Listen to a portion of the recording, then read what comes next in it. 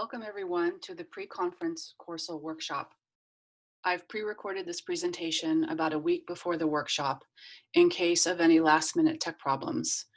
Since I'm helping Shobana to MC this workshop, I wanted to remind everyone where they can find information about the workshop and the conference in general. So I'm going to share my screen.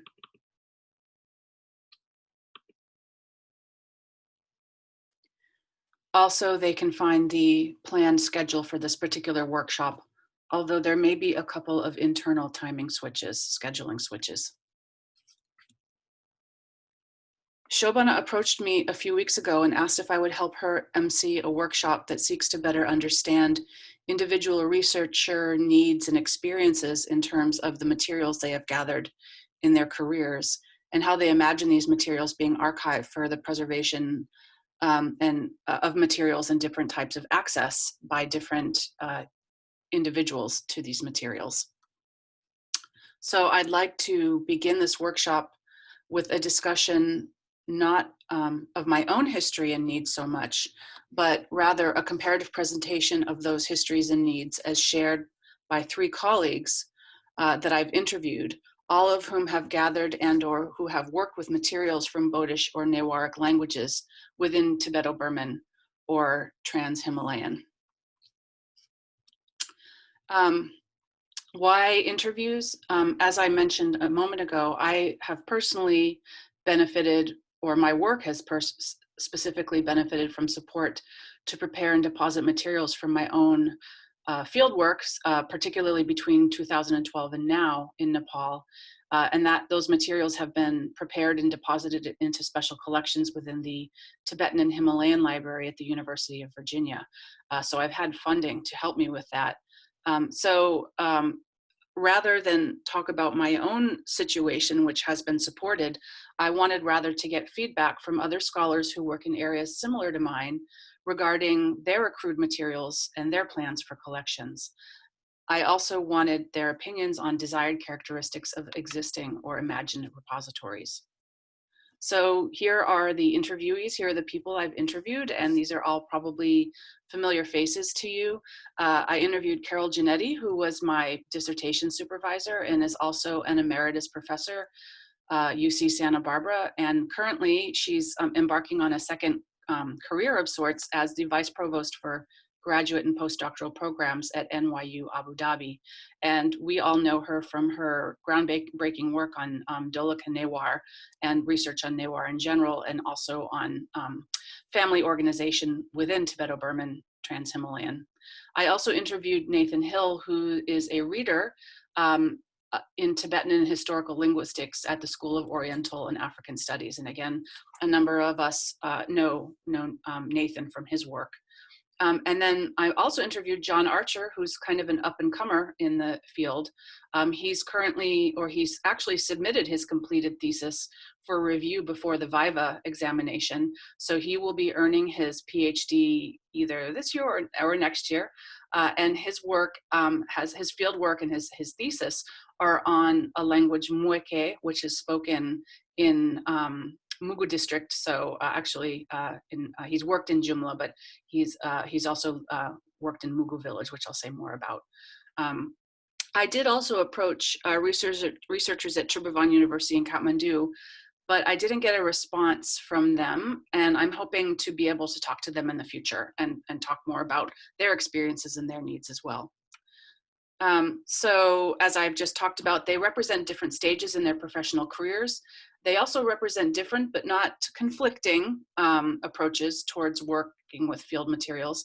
And they also represent different traditions of fieldwork training, equipment management, and also data and materials management. So these interviews took place in August, so a little more than a month ago. Okay, so I'll start with Carol Giannetti. So her early fieldwork included extensive use of field notebooks, and it was primarily audio materials that she recorded through cassette tapes and other media that were recommended at the time but are not necessarily recommended anymore due to potential formatting problems with audio media.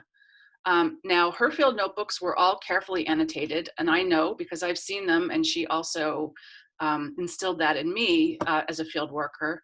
So she was very heavily dependent on field notebooks, and so she was very careful to annotate and organize her materials. But really nothing from her field notebooks were digitized until more recently.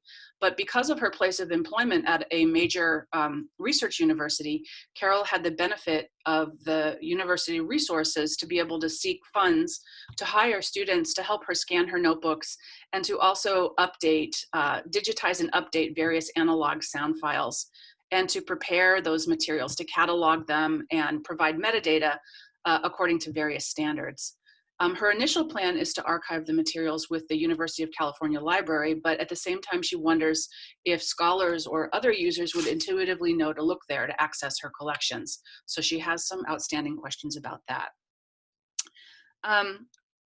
Turning to Nathan Hill, he's a reader, as I mentioned, in Tibetan and historical linguistics at SOAS, and he's interested in Tibetan varieties spoken throughout South Asia. Nathan locates himself and his interests at the humanities end of linguistics as a humanities social science spectrum. In particular, he's interested in how people live as encoded by their language practices.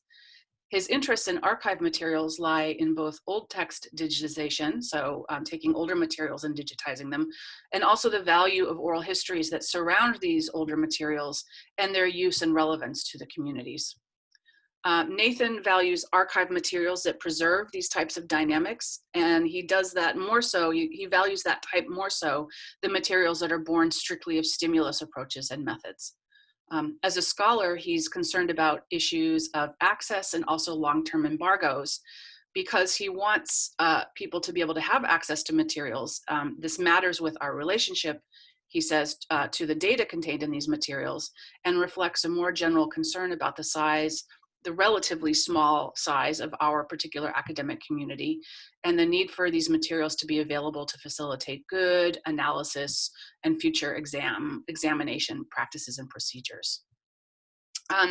He shared with me one archive that he does admire, and that's the Pangloss archive.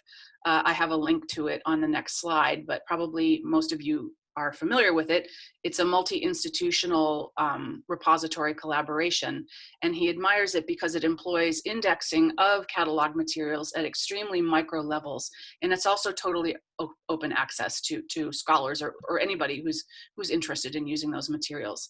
So reflecting that, he's not a big fan of patron-based access models. So he has some critiques of some of the patron-based infrastructure built in, for example, to ELAR. In general, he favors a democratization of metadata standards. So what I understand him to mean is to encourage depositors to go ahead and deposit what they have, and to, of course, encourage a certain standard of metadata and cataloging and coding, but beyond that, to not let certain gaps hinder the ability to deposit materials. So concerns about metadata standards should not stop depositors from going forward with archiving. So in other words, kind of while avoiding reckless and sloppy organizations or kind of reckless abandonment or neglect of standards, try not to let such standards block the goal of archiving valuable materials, and to keep it simple. Here's the link to the Pangloss collection in case you're not familiar with it already. And this next slide here just shows Pangloss provides a map with points on it that correspond to different languages reflected in their collections. And there are several Tibeto-Burman languages represented in their corpus, as well as languages in the region that are part of other families. So it's a fairly rich corpus in terms of coverage of Tibeto-Burman and other nearby families. Yeah, so the final person I interviewed was John Archer. So he's what I think of as a newer generation of field worker in Nepal. So John has spent much of his time living and working with speakers of Mueke in Mugu district, in Jumla, which is kind of the district headquarters, but also in Mugu village. And he's also worked with diaspora kind of groups and families who have relocated to Kathmandu.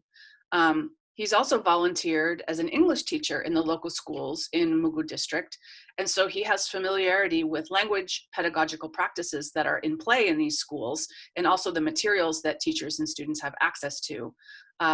So he's very interested in how the types of materials that teachers and students have access to could be adapted to foster Mueke instruction alongside Nepali and English, which are part of the curriculum there. His materials are largely born digital. He's primarily used Zoom audio recorders and other types of digital microphones, but he also makes extensive use of paper field notes. So the kind of ubiquitous notebook is important to him as well. For the sketch grammar that's part of his thesis, he has sample texts and free discourses, along with what we might think of as traditional elicitations to uncover certain kind of grammatical patterns.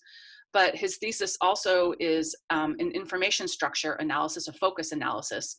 And for that, he worked with stimuli questionnaires that were already published, so working with published materials. But he also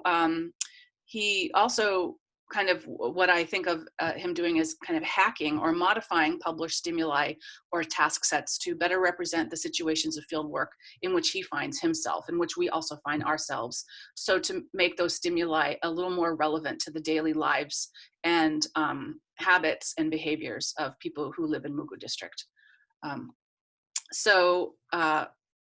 think the takeaways that we can get from my conversations with these three people is that they represent different, so to speak, generational experiences and access to equipment and methods of field work, but they still have a number of overlapping needs. So for Carol, a need that she expressed is that she wants her materials to be housed where they can be easily discoverable and intuitively discoverable. For Nathan, he has expressed a need for easy access, so easy discoverability, so access to materials that are not blocked, but also that represent speakers as members of their communities. And then for John, he has expressed a need to be able to deposit audio files that represent a range of language genres, so both kind of continuous speech and discourse, but also elicited and controlled collections of materials that uncover certain patterns that may not jump out immediately in discourse. For Carol, an archive should be easy to locate and to work with.